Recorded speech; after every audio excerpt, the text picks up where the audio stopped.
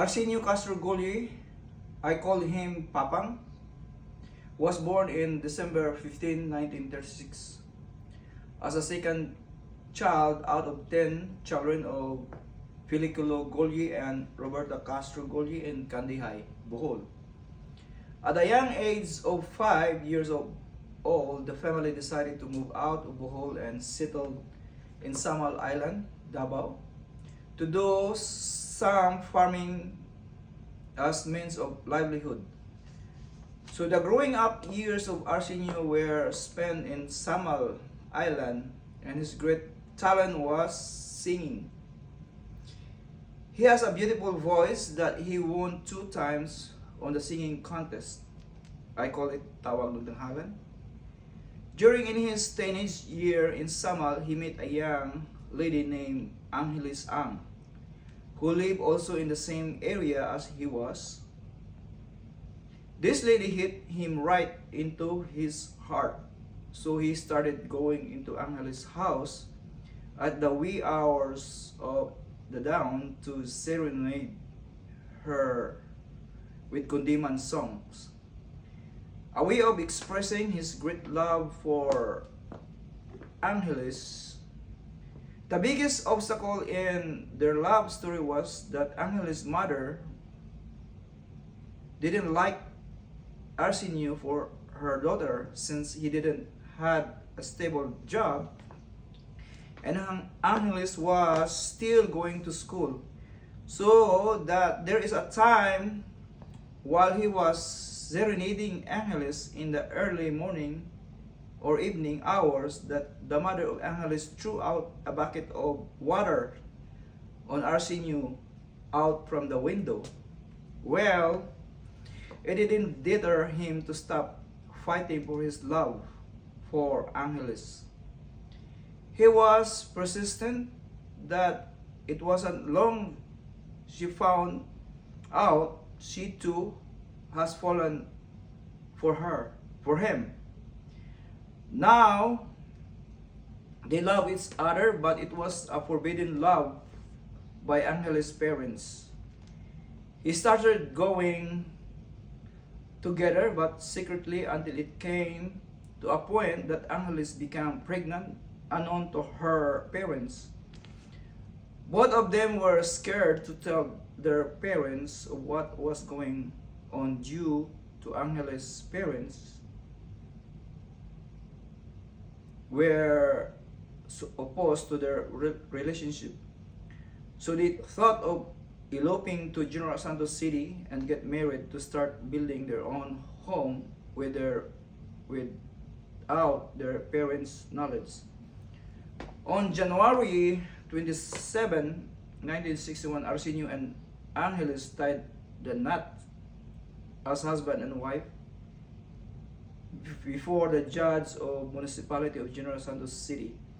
And 6 months later, I was born as their first child out of their love for each other.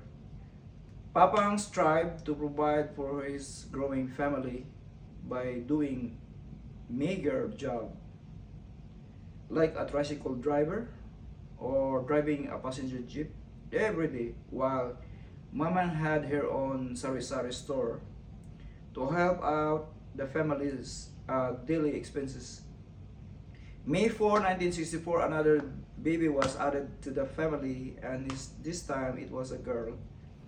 I'm sure it was another happiest moment for the couple, having my little sister, whom they named Arcely, added to the family. My sister and I grew up of seeing Papang struggled hard by working till late at night to be able to provide for the family needs. I remember when I start my grade school that even though how busy he was, he would always drive me to school and pick me up as soon as the school ends. Back then, life was so hard, but every time I asked some money from Papang, he always had some spare to give me.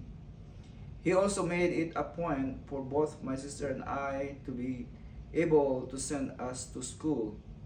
He encouraged us to go to school and get a degree. So when I graduated high school, I decided to study in Cebu Institute of Technology, Cebu City, to take up engineering. Without a word, he let me go and spend for my schooling and boarding house. Through all the years of my college days, he was my inspiration to really finish my engineering degree upon seeing him struggle so hard to put me to college. I cannot dare disappoint him in his expectation for me to finish school. So after 5 years, his heart swelled of seeing me graduated in mechanical engineering and passed the Philippine board exam for engineers. As a son, I respected Papang so much because he was a man of few words, but when he speaks, it was full of wisdom. I know we struggled hard as a family to make both ends meet, but Papang never failed to provide my sister and I what we needed when we were growing up, even by doing meager jobs. Meaning he was a good provider as a family man. One of the saddest time in his life came when he lost the love of his life in 2014. My mother had a stroke in 2005 and became wheelchair bound till her death. Even in sickness, Papang took care of her day and night as a dedicated husband through the years until she passed on. He was lonely and alone when Mamang left him, but God saw what he needed for him to continue life without his beloved wife. It was just an ordinary day for some special reason when Papang and Charina Lady Inday Ignacio met. His hope rekindled as Inday came into his life, who willingly and unselfishly took care of him as he entered into the sunset years of his life. She had been his source of comfort and happiness as he settled in his old age. He loved to see his grandchildren and great-grandchildren drop by the house for a visit. August 16, 2023, he complained of stomach pain and that he could not go of his bowel movement. We advised Inday for him to be admitted to the hospital. He had undergone a colonoscopy procedure and found a hole in his large intestine, so there was immediate order for surgery to close that hole. After the surgery, we were hoping for a rapid recovery, but it was transferred to ICU for better monitoring. The only good thing that happened before everything went downward for him was that Bingbing and I were scheduled for a vacation to the Philippines to visit Papang. He was so happy to see both of us, and we were able to talk before he was scheduled for surgery. My heart was broken seeing him suffer for more than a month in ICU and hoping to recover.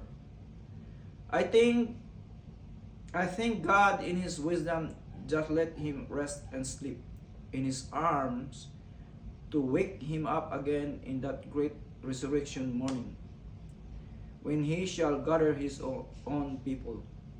It was on that evening of August 21, 2023, At the age of 86 years old, when Papang just closed his eyes and trusted God for his life. I thank God for giving me a kind-hearted and generous father who raised me up into what I am today and could not ask for more. Sleep tight for now, Papang. I will see again in that great get up morning when Jesus comes again. I love you and good night.